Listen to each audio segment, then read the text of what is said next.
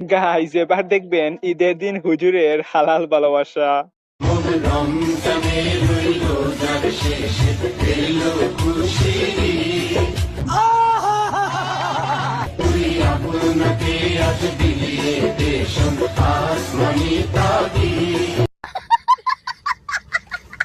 Guys এবার এই হুজুরের কাণ্ড দেখুন।